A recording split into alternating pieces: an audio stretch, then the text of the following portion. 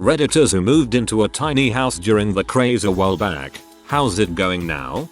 We bought one to rent out and then we got 30 days notice 3 days after it was delivered. We had to put most of our stuff in storage and the closest lot to where we were was an hour drive away in the middle of nowhere. This Christmas it will have been a year. I am a 17-year-old. 16 when we moved, living with my single mother. The concept of living in a loft seemed cool to me and I thought I would enjoy it. I didn't and don't. I hate it here. It may be because I have to drive about an hour to an hour and a half to school each day. It may be that I have to drive that distance to be with my friends. It may be that our internet at its fastest only allows me to watch YouTube in 144p and it doesn't allow me to play video games anymore. It may be that I'm just an angsty teenager, but I hate IT. Living in that close quarters with someone is enough to drive me crazy. I can hear her eat, sleep, sing, go to the bathroom, just everything. It's made me hate my only living relative. That's hard to do. TLDR. Don't do it if you have kids, you'll drive each other crazy. I would recommend 2 different tiny houses, or one big enough to have rooms with doors. Dang, I feel bad for you. Sincerely. I lived in half a shack for years in the oil patch. Small bedroom, small bathroom and a kitchen office living room. 10/10 would live again as long as your shackmate is sane. Moved into a converted school bus about 4 years ago. It's going great. I pay about a quarter of what most of my peers pay to live in the Bay Area. My wife and I love the space. We moved after 8 months, LOL. To be fair, it wasn't really because of the small space. 300 square featuring or so proper tiny house on wheels with a loft bed, kitchen, living room, bathroom and shower. The space was doable. It was the lack of small but important luxuries like a functioning kitchen and bathroom, a dryer, things like that. Really though, we moved because of permits in the frickin' compost toilet. We sold the tiny house after we realized we'd never be able to pay for a foundation slab permit and septic tank in Southern California. Those each run well over 30 grand. So, may as well buy a house with that price tag and the cost of the tiny house. Second, don't even bother trying to live in a tiny house with one of those compostable toilets. That's what's really made me give up on the experience. Having to drain the 2-gallon pee jar every couple days was my form of heck. The smell. Oh god, it haunts me. Also, never being able to sit up properly in our loft bedroom. Try folding clothes hunched over. All in all, it was an incredible experience and a fun year, but I would never in my life move into another tiny house. Maybe if we were in a populated space with a septic, maybe, and a real stove and dryer. Even then, nope. Still wouldn't do it. Save it for a fun rental vacation type of thing. My parents live in a tourist destination and built one to rent out on Airbnb. They tell me it stays booked up most of the time. I stay in it when I go visit them, and it's pretty nice for staying a few nights in, but I don't think I'd want to live in one full time. Staying in one while visiting doesn't sound too bad. Living in one year round, I feel like I'd go insane. Well, lived in a shoebox for a while out of necessity. It's a dark windowless room that's about the size of 3 twin beds. So you could imagine, you've a twin bed, with very little storage then a bathroom. It's very different than some of the craze where you live on a plot of land or inside a van and have space, freedom and fresh air. I'd literally feel trapped in a box whenever I go home. TBH, it's a sad way of living. I'd miss a lot of simple essential things, like having a fridge or a stove, or a place to do laundry, or table. I end up living 1 year like this, but it really depresses me. Yes, in a way, I'd save up a lot in rent, but it's not worth it and in reality not frugal at all. I end up spend way too much on eating out, entertainment and alcohols, laundry and not buying bulk due to space restraints. Wow, that's depressing. Tiny houses usually have a kitchenette at least and some windows. I was already living in a tiny house, Airstream trailer, because I was on tour with the circus for several years when the craze first started. Could not comprehend why people would want to do this. Things are much better now that I'm off the road. I bought my first house, a 3-bedroom on a corner lot, and love it. My dog can actually run around outside without a leash. I have flat walls on which to hang things. Every one of my earthly possessions doesn't have to fit, Tetris-like, into a space under my bed, or be velcroed in place for transit. I can't take showers longer than 5 minutes. I can't take baths. Take it from someone who spent 6 years living in tiny house conditions professionally. It's miserable. Don't do it. The trailer is still parked in my backyard. Maybe I'll fix it up one day and sell it to my sister, who is still fixated on the tiny house movement. My wife and I bought a tiny place years ago, and it was great for us because it was affordable. No way we could have bought a traditional sized place at the time. It allowed us to get out of ever increasing rent and build equity, and it forced us to live, and consequently spend, more consciously because of the limited space. It was a great financial decision.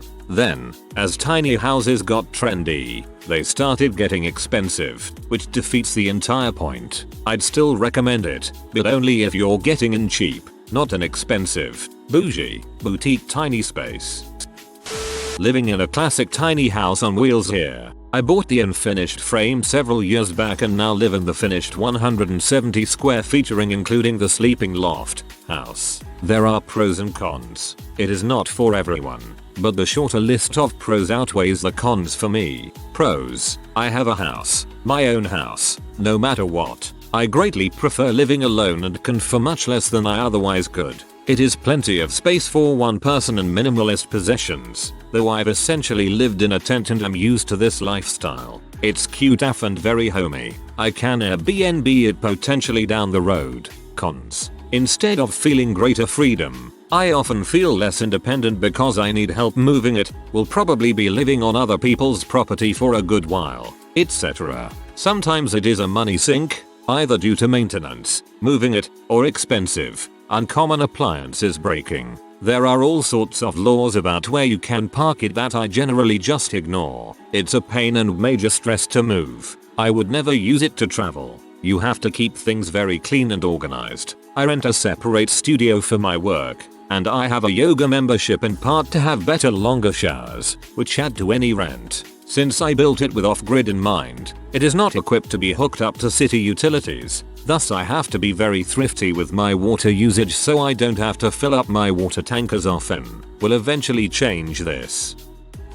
Actually, my wife and I, and 2 daughters, 3 and 5 years old, moved into a 40-foot RV for 2.5 years while I attended grad school. We wouldn't trade the experience for anything. We really had a lot of fun traveling and being outside. Admittedly, our experiment was made much more successful because we were living in Monterey, CA, and the weather and surroundings offered dozens of different activities to do. Today we do live in a slightly larger than average home. Up until a few months ago, we still spent 3-4 months a year on the road and lived out of our motorhome while I worked. Again, we miss these kinds of trips and adventures. From our perspective, living in tight places is comfortable as long as it is optional. If we were forced to live like that, it might not be as fun.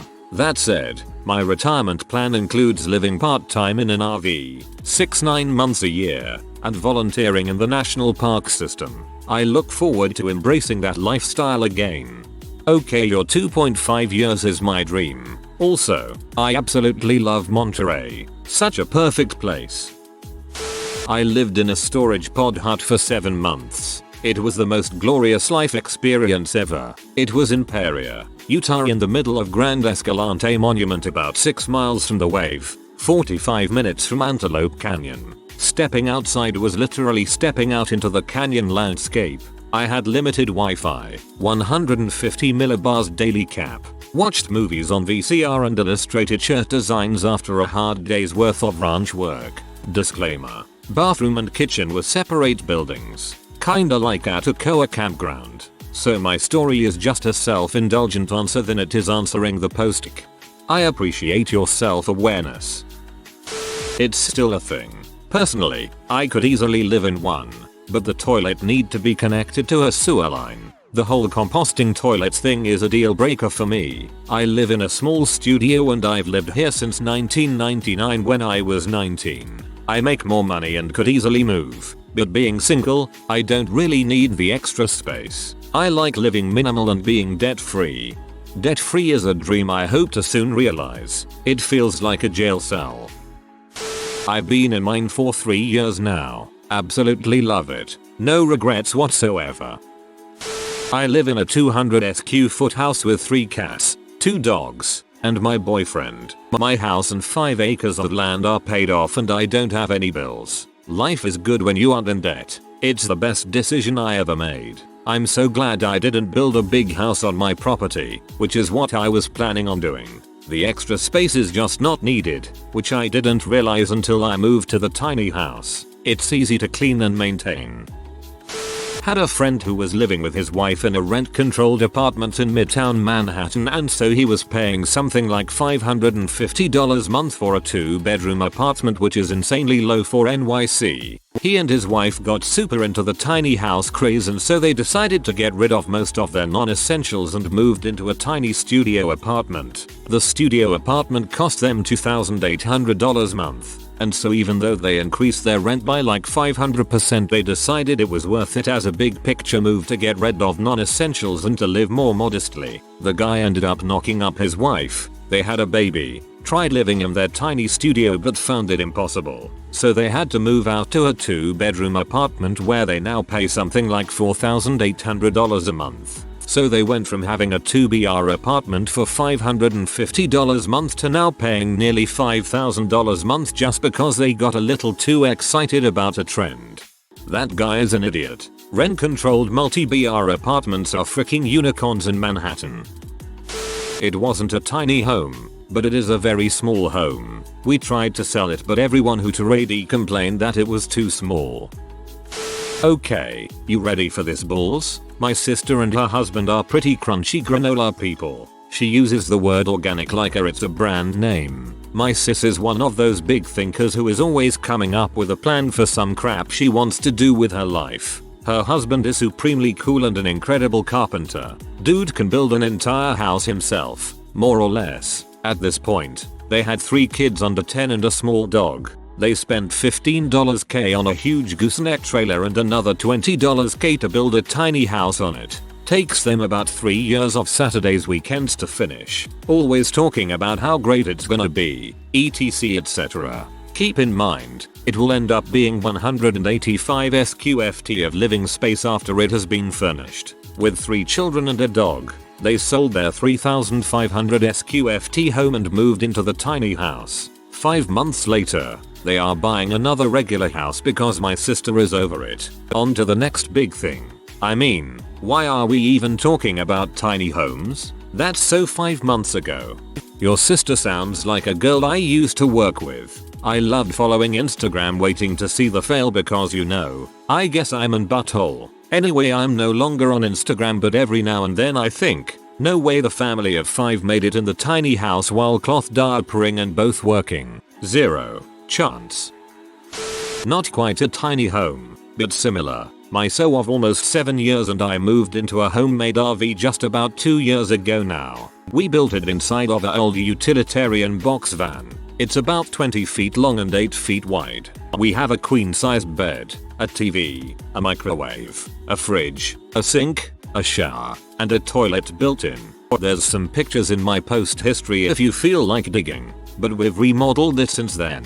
I can say with certainty that this is not a lifestyle for everyone. If you need a lot of alone time, or aren't able to give up amenities like continuous hot running water or unlimited electricity, you're gonna have a bad time. But in 23 months I've been to 36 states and driven nearly 60k miles. We've been to 6 national parks and literally hundreds of cities. Plus I do most of my work remotely now, so I'm out of the 9-5 rat race that I hated so very much. In fact, I do most of my work from my bed, and it's my favorite thing in the world. For us, best thing we've ever done. No plans to stop anytime soon. I had a friend who built and moved into a tiny house and made a documentary based on it. It was on Netflix for a while, and then he spent about 3 nights there total because the wind was too loud, so he lived with his mom in her huge mansion. My husband and I bought a 600 square featuring Sears built bungalow. The mortgage is less than we paid for rent and upkeep and maintenance is extremely low. When we were looking at houses, My hard rule was we had to buy a house we could afford on one income. A year later my husband's company closed. We've been here for 13 years and have truly made this tiny house a home.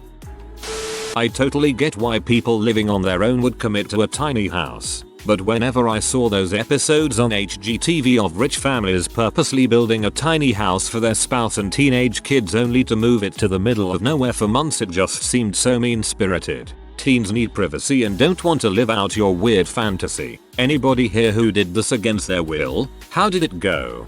There's a kid further up who moved with her mom and hated it. She said it's too far from her school and friends. The Wi-Fi is crappy, and she hates having no privacy and hearing everything her mom does. That said, sounds like they weren't rich but had to move there from necessity after their other housing fell through. I'd like to know, does anybody live with a partner in one of these things somewhere you get severe winters like Canada, or the northern Midwest, and New England? Being stuck in the same space as another person and having icy death keeping you inside seems like a special kind of hectomy. Too tough to just go for a walk or something when things are tense. I bought it with some savings in college and my parents gave me some money they had saved to put towards my rent. My GF and I lived in it through the remainder of college. I found a ranch we could park it on for $150 a month. I had gotten it at a discount before the craze really took off. Since I was moving to LA and there would be nowhere to park it, I decided to sell it. I ended up selling it for $12,000 more than I bought it. I just had to wait 6 months to find the right buyer. It was great living in when I had it and I truly miss it. We moved into a travel trailer, lost jobs, couldn't afford tiny house. I absolutely love it. We are currently planning an actual tiny build for next summer.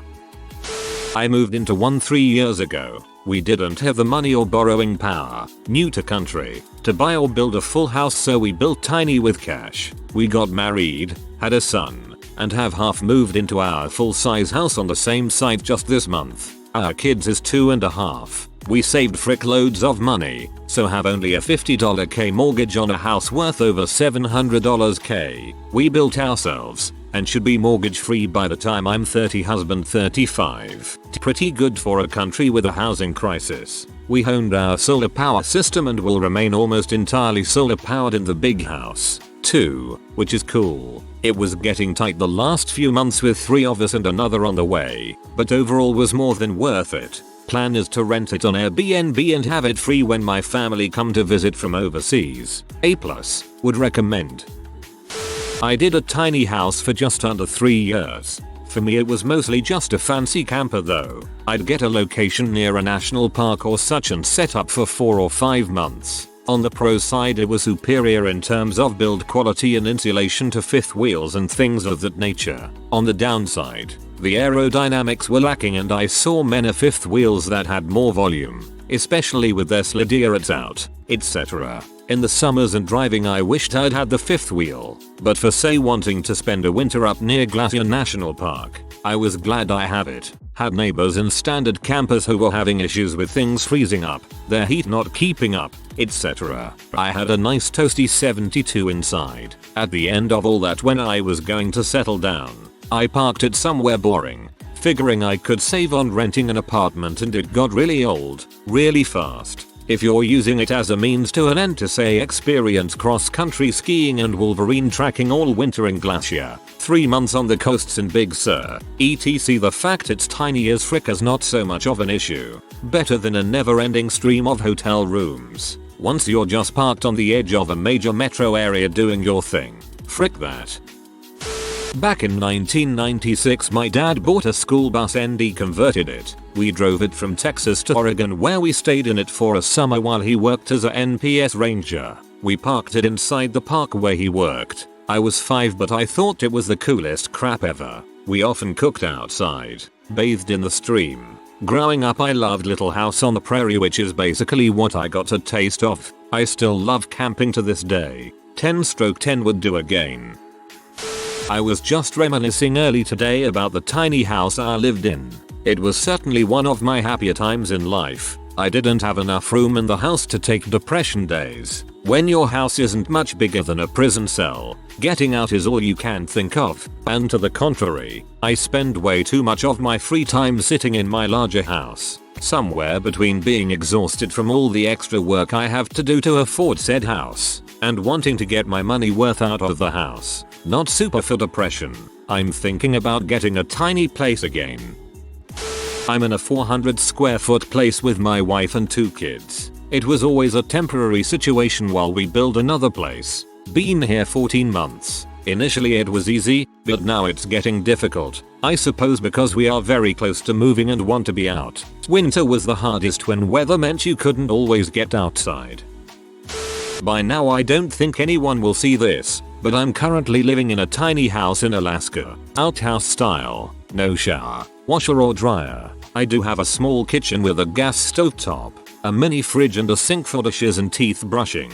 Toyo stove for heat. There's a 50-gallon water tank in the loft next to my bed. So, sink is gravity fed and I do have hot water. Alaskan well water is great. It's good for my dog and I to drink. I've been in it since last winter. It saves me a lot of money. I can afford to live alone with just my dog, and that's all I've ever wanted. If my grandmother didn't live 30-40 minutes from me, I'd be paying to use a laundromat and showering anywhere I could. Luckily my family is here. Rent in the city is absolutely insane. I couldn't afford to live totally alone in Anchorage. Being in a tiny house forces me to cut down on the things I own, which I generally find to be a good thing. I don't have problems getting rid of things that don't fit. Of course I cannot wait to have a toilet, a shower, a way to do laundry and a closet again someday. I've finally started saving money, although it is hard. Driving a lot with a car payment, insurance, rent. I've run out of bookshelf space and clothes storage.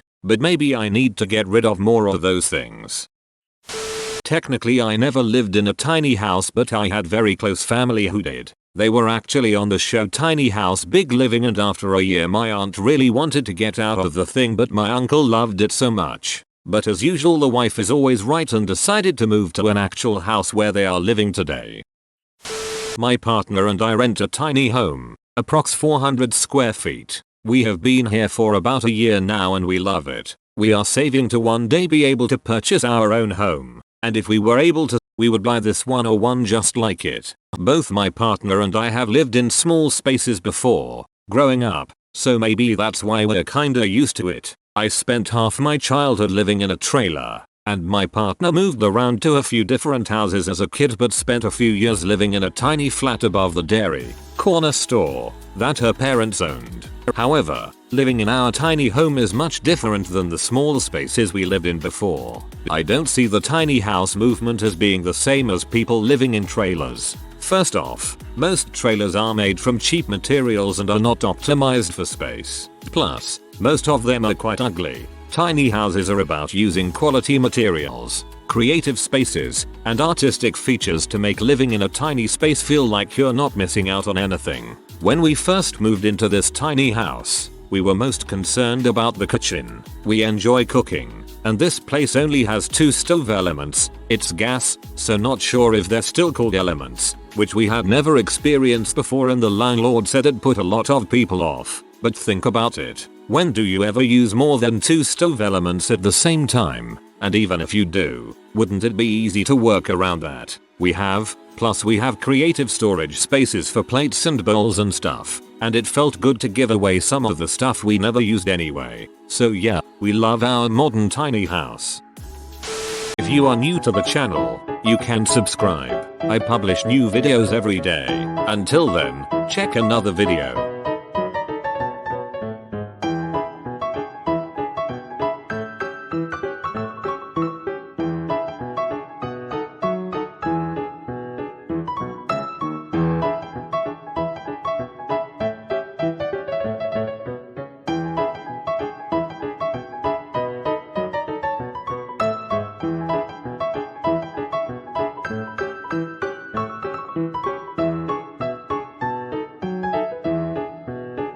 Bye for now.